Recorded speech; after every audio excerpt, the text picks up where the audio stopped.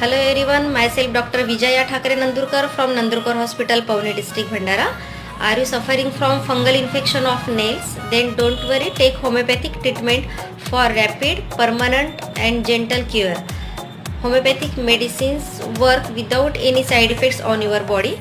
Take homeopathic treatment for any type of fungal infection, especially nails infection. Homeopathic medicines treat the patient as a whole and you can get the rapid, gentle and permanent cure.